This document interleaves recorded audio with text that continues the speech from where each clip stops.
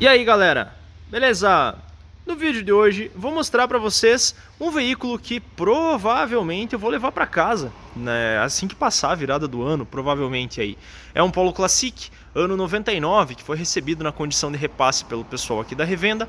Tem alguns reparozinhos a serem realizados, mas eu acho que é uma opção interessante. É tanto que provavelmente vocês vão ver ele na minha casa nos próximos dias. Então acompanhe nosso vídeo para mostrar para vocês todos os detalhes desse carro aqui.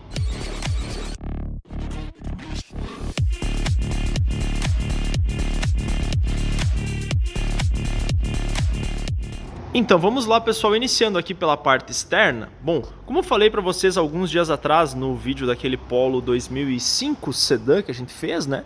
O design desse Polo Classic é um pouquinho mais quadradinho, né? O que era de se esperar para o finalzinho dos anos 90, iniciozinho dos anos 2000, né? Já já eu vou mostrar para vocês mais alguns detalhes da parte interna, mas desde já, né? Vocês podem ver que essa unidade aqui está um pouquinho apagada, digamos assim. Tem algumas peças a serem repintadas, que vai ser o que a gente vai acabar fazendo, mas ao menos a parte mecânica, elétrica e a parte de estrutura tá certinha. Isso foi o que acabou animando bastante a gente a fazer uma oferta e provavelmente aí fazer a compra nas próximas semanas. Como eu tinha falado para vocês, então, né, vou só repassar rapidamente aqui. Temos algumas peças que estão um pouco mais foscas, tipo essa tampa do porta-malas aqui. O teto está bastante comprometido também, olha só. É uma judiaria, né, pessoal? O que acontece? Grande parte dos veículos que acabam tomando bastante sol, chuva, sereno, ele acaba queimando o verniz. É essa a expressão que a gente utiliza aqui. Mas quando a gente recebe esses carros com uma boa margem, é interessante de qualquer forma, porque repintar essas peças aqui, ao menos na nossa região, custa mais ou menos R$300 por peça. Outros detalhezinhos um pouco mais feios dessa unidade aqui, esse para-choque, olha só, que tanto do lado esquerdo quanto do lado direito está bem danificado, mas é uma peça simples que custa mais ou menos R$300 para ser feita, ao menos aqui na nossa região. Questão de estrutura, pessoal, esse carro está praticamente perfeito. Tentando passar as laterais aqui para vocês terem uma ideia. São pequenos detalhes a serem reparados, na minha opinião, ao menos vale bastante a pena. Bom, pessoal, vamos lá para a parte interna do carro para mostrar para vocês mais alguns detalhes e vocês poderem também futuramente aí poder fazer um antes e depois de como esse carro vai ficar na nossa mão. Alguns detalhes que eu gosto bastante, mesmo falando aí de um veículo do final dos anos 90, dá uma olhada, pessoal, na qualidade do acabamento aqui da parte interna desse carro. A gente tem então um forro de porta de plástico, mas temos um acabamentozinho em tecido ainda original, remanescente aí, que está praticamente perfeito nas portas, né? Outra coisa que eu gosto bastante é a presença de vidros elétricos, até para quem senta aqui atrás. Isso é bastante interessante, como a gente fala em vários dos vídeos que a gente monta para vocês aqui, ter vidros elétricos não só para quem está pagando pelo carro, né? Para as pessoas que a gente eventualmente acaba carregando também é sempre interessante, né? O acabamento segue praticamente perfeito também nas portas dianteiras, como vocês podem ver aqui, né? Temos alguns detalhes sim para serem reparados, deixa eu só entrar rapidamente aqui no carro, mas na minha opinião ao menos são pequenos detalhes, pequenos ajustes aí a serem feitos. Esse arco aqui em torno do acabamento aqui dos botões do ar-condicionado e do rádio, enfim, precisa ser substituído. Esse volante aqui com essa capa tá bem feio para falar a verdade, mas é um componente super barato de ser trocado também. Na nossa região aqui um bom volante da linha Volkswagen custa aí na faixa de R$150, então é uma coisa bem tranquila de se fazer. E outra coisa que não é exatamente original aqui é essa manopla de câmbio, que também é super barata da gente fazer a substituição e já dá outra vida para quem está dirigindo o carro, né? Uma das coisas um pouco nojentas, vou pedir desculpas para vocês se vocês estão comendo alguma coisa, mas já estejam avisados que o que eu vou falar agora não é exatamente tão higiênico, né? Olha só. Um dos componentes que a gente mais coloca à mão é também o freio de mão. O freio de mão acaba ficando com pedacinhos de pele da gente, né?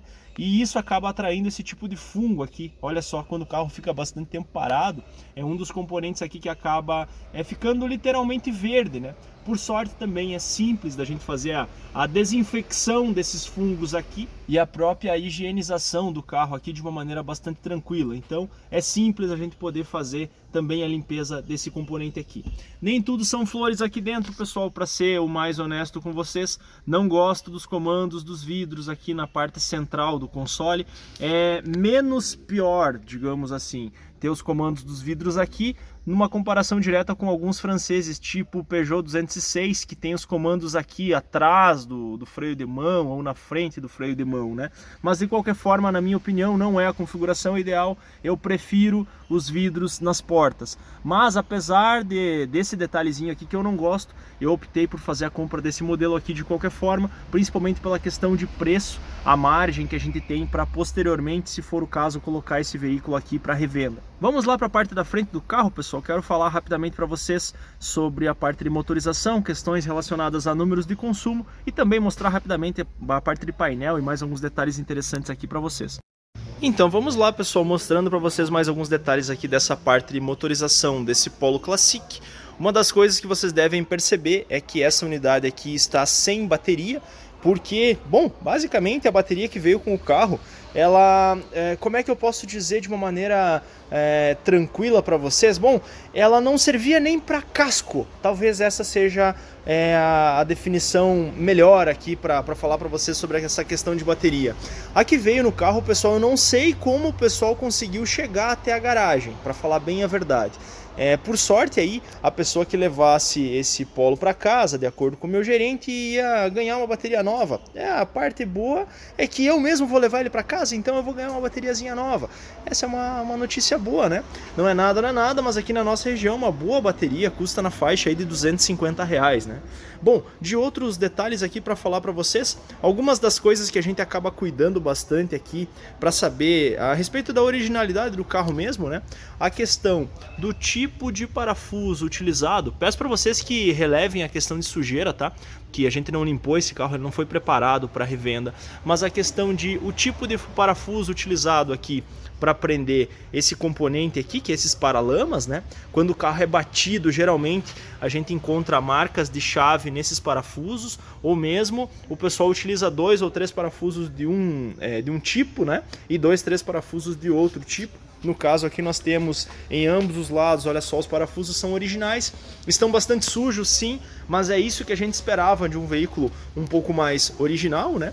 A parte de motorização é bem tranquila, esse motor 1.8, 8 válvulas aqui, não tem grandes mistérios, não tem grandes problemas. Já temos um tipo de injeção eletrônica aqui com 4 bicos, além do funcionamento de uma maneira geral. Esse motor, apesar de não ter aí um consumo de combustível muito baixo, para falar a verdade para vocês, entrega um nível de desempenho bastante satisfatório, se a gente levar em consideração aí um carro aí do finalzinho dos anos 90. Só para finalizar essa parte aqui com vocês, pessoal, questão de números de consumo, é possível fazer aí cerca de 7 km por litro dentro da cidade, já em rodovia algo em torno de 14,5 km por litro. Bom, o consumo principalmente dentro da cidade não é exatamente o melhor possível, mas pessoal, como falei para vocês anteriormente, para o motor de concepção um pouco mais antiga aí do finalzinho dos anos 90, é o que tinha para a época, mas para um uso, digamos assim, misto entre cidade e rodovia, pode de qualquer forma ser uma opção bastante interessante, ao menos no meu caso aqui, pessoal, para minha necessidade atual, eu acho que ele pode servir perfeitamente bem. Bom, pessoal, vamos lá para a parte interna do carro, finalizar esse vídeo aqui com vocês, para algumas considerações finais, caso você esteja procurando um carro parecido. Uma coisa que eu gosto bastante desses modelos aqui, esse acabamento do porta-malas, olha só, tudo é encarpetado, não temos lataria exposta em lugar nenhum. Vou tentar ajustar a câmera aqui, tá um pouquinho escuro, pessoal, mas olha só, tudo basicamente aqui dentro é um acabamentozinho encarpetado, isso é bastante bacana, gosto bastante. E a questão de profundidade desse porta-malas aqui, pessoal, se a boca dele, digamos assim, a porta de entrada aqui do porta-malas não é tão grande assim, ele compensa pelo tamanho, efetivamente, aqui do porta-malas. É gigante, pessoal. Posso falar para vocês com certeza aí que é um dos atrativos aqui para esse modelo, é esse tamanho de porta-malas. Gosto bastante da capacidade, aí mesmo que a gente considere colocar uma caixa de som, por exemplo, um módulo de potência para rádio, enfim, ainda assim sobra um espaço considerável aqui para se levar alguma mala, né? Outra coisa que eu acho bastante interessante, que é uma coisa que a Volkswagen manteve, né, é o step aqui dentro do porta-malas e não é como a gente observava em alguns veículos da época, né, tipo uns Ford Ka da vida, que o step ficava na parte de baixo do carro, o que era uma experiência horrível na hora da gente precisar fazer a substituição de algum pneu, principalmente em rodovia, né? No caso aqui, o stepzinho dentro do porta-mala, além de uma questão de segurança, né, que acaba eventualmente desencorajando algum ladrão, é a parte de comodidade mesmo para uma eventual troca de pneu. Isso é bastante interessante, ter o step dentro do porta-malas. Finalizando esse vídeo então, pessoal, falando para vocês rapidamente o que me levou a fazer uma oferta por esse veículo aqui e provavelmente ter conseguido comprar ele, né? Bom, pessoal, um carro desses aqui na nossa região é em perfeito estado de conservação, logicamente, sem esses detalhezinhos internos aqui, com as, digamos assim, com a pintura um pouco mais bonita, né? É encontrado na faixa aí de R$9.000, R$9.500, mais ou menos, né? Esse carro aqui, na condição de repasse, como eu sou funcionário do pessoal aqui, está sendo vendido na faixa de R$6.000, mais ou menos. Na minha opinião, pessoal, para um carro com documentação em dia, motor certinho, no caso vai vir até com uma bateriazinha nova, e esses pouquinhos detalhes aqui que eu pude mostrar para... E esses pouquinhos detalhes aqui estéticos, principalmente, que eu pude mostrar para vocês, para mim é um negócio bastante interessante. É um carro bastante barato, para falar a verdade, que já entrega ar-condicionado, direção hidráulica, rodas de liga, enfim, tem uma margem bacana se eu quiser eventualmente revender. E para utilizar no dia a dia, pessoal, um carro com direção hidráulica e ar-condicionado é sempre bem-vindo, mesmo sendo aí um modelo um pouco mais antigo. Se você está procurando um carro desses para comprar, qual é a minha dica, pessoal? Não se atente somente à questão de quilometragem, tá? Porque dificilmente um carro aí do finalzinho dos anos 90, iniciozinho dos anos 2000 vai ter uma quilometragem muito baixa.